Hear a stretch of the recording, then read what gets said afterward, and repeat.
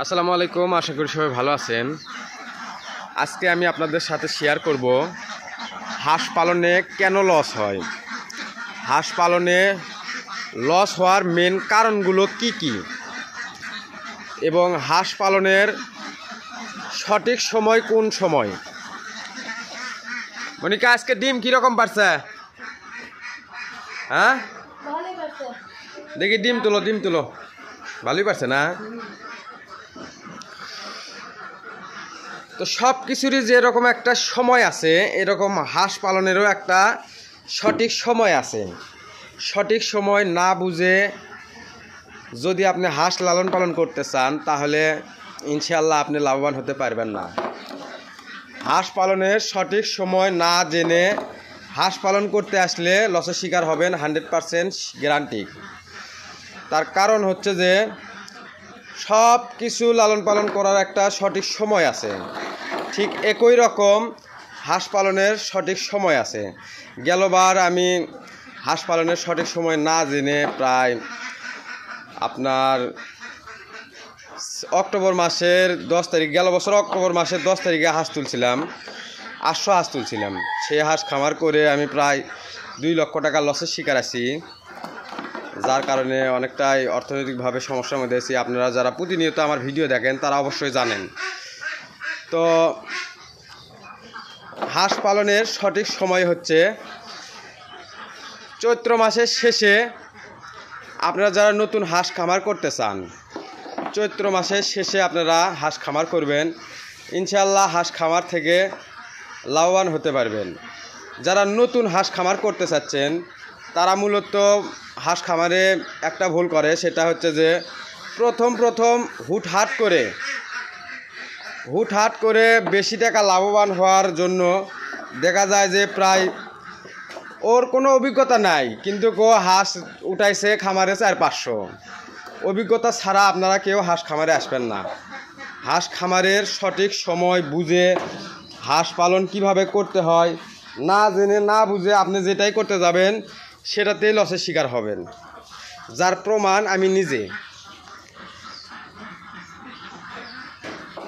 কতটি হলো মনিকা, গুনছা? চলো,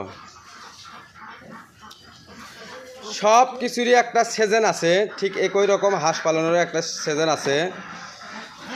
তো আপনারা যারা নতুন হাঁস খামার করতে চান, আমি আপনাদেরকে বলতে চাই যে প্রথম আপনি অল্প হাঁস দিয়ে শুরু করেন। আপনি 100 হাঁস দিয়ে শুরু করেন। 100 হাঁস দিয়ে শুরু করে আপনি কিভাবে হাঁস লালন পালন করতে হয় সেটা আগে শেখেন। শেখার পর আপনি বুঝতে পারবেন যে হাঁসটা সম্পর্কে আপনি যেমন অভিজ্ঞতা থাকতে হবে পুরো একটা বছরের, কখন কোন সময় কিভাবে হাঁস মেনটেন করতে হয়। সব কিছুর একটা সময় আছে, যার কারণ হচ্ছে চৈত্র মাসের দিকে ওইদিকে দেখা যায় যে তাপমাত্রার পরিমাণটা বেশি। সেই রকম টাইমে হাঁস পালন করতে গেলে কন্ট্রোল করাটা এতটা সহজ না। আপনি প্রচণ্ড গরম, আপনি হাঁস ছেড়ে দিচ্ছেন মাঠের পানি আগুন বরাবর হিট, সেক্ষেত্রে দেখা যাবে যে আপনি হাঁস খামারে আপনার ওই হাঁসগুলো ক্ষতিগ্রস্তর মধ্যে পড়বি। প্রচণ্ড হিট, অতিরিক্ত গরম পানির ভেতরে এই হাঁসগুলো যখনই রাখবেন তখনই হাঁস অসুস্থতা হবে। তো আপনারা যারা হাঁস লালন পালন করতে চান তারা অবশ্যই প্রথম অল্প হাঁস দিয়ে শুরু করবেন। 100 হাঁস দিয়ে শুরু করবেন। আপনি অল্প হাঁস দিয়ে শুরু করলে আপনি হাঁস খামারে কখন কোন টাইমে কিভাবে মেনটেন করতে হয়। অনেকেই দেখা যাচ্ছে যে ডিম পাড়া হাঁস থেকে সঠিক পরিমাণ ডিম নিতে পারতেছেন না। তার একটাই কারণ হচ্ছে যে আপনার ডিম পাড়া হাঁসকে কি খাবার খাওয়াতে হয়, কোন সময় কিভাবে লালন পালন করতে হয়, এগুলো যদি না জেনে, যেমন ধরেন ডিম পাড়া হাঁসে খাবার খাওয়াতে হবে লেয়ার 1, ডিম পাড়ার মেন খাদ্য, সেগুলো যদি না খাওয়া, যদি আপনি ব্রয়লারে ফিড খাওয়ান, ধান খাওয়ান, ভুট্টা খাওয়ান, সেক্ষেত্রে কিন্তু আপনার হাঁস সঠিক পরিমাণ ডিম দিবি না। একটা হাঁস দীর্ঘ 18 মাস একটানা ডিম দেয় সঠিক পরিমাণ পুষ্টিকর খাবার যখন আপনি দিবেন। তো আপনারা অনেকেই জানতে চাইছেন যে ভাই আপনি আপনার হাঁসগুলোকে কি খাবার খাওয়ান। আমি আমার এই হাঁসগুলোকে খাবার খাওয়াচ্ছি হচ্ছে যে লেয়ার 1 অর্থাৎ ইওনের ডাক লেয়ার ফিড। আমার খামারে হাঁস আছে 250টি ডিম পাড়া হাঁস, আর 15-14টা আছে লেজা হাঁসা। তো প্রতিনিয়ত আমার খামারে ইয়নের ডাকলিয়ার ফিড খাওয়াচ্ছি। প্রতিনিয়ত আমি খাবার খাওয়াচ্ছি হচ্ছে যে আপনার 35 কেজি। প্রত্যেকটা হাঁস 130 গ্রাম থেকে 150 গ্রাম খাবার খায়। সেক্ষেত্রে দেখা যাচ্ছে যে আমার প্রতিদিন 35 কেজি ইয়নের ডাকলিয়ার ফিড খাওয়ায়। করা হলো 152। আসো ভাই করে আসো, ভাই হ্যাঁ আসো। ও যাওয়ার ভিতর আছে না, দেখো তো দেখো তো দেখো তো। ওই গাবলা লাও, ওই গাবলা লাও, ওই গাবলা লাও। গুনো তুমি আজকে গুনো। কালকে ডিম পারছিল হচ্ছে যে 1 কম 200। তো আজকে মোটামুটি দেখা যাক কতটুকু হয়। তো আপনারা হাঁস খামারে যে ভুলগুলো করেন, হাঁস পালনের সঠিক সময় না জেনে না বুঝে হাঁস খামার করতে আসেন, সেক্ষেত্রে দেখা যায় যে হাঁস পালনে লসের শিকার হয়ে যান।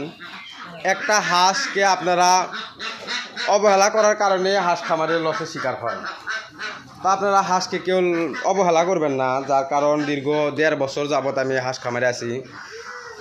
সঠিক সময় না বুঝে না জেনে আমি প্রথম 800 হাঁস তুলছিলাম। তো সেই ক্ষেত্রে আমি অনেক টাকায় লসের শিকার আছি। তো আমি বলতে চাই যে আমার মতন এই হাঁস খামারে অন্য কেউ এসে যেন হাঁস খামারে লসের শিকার না হয়।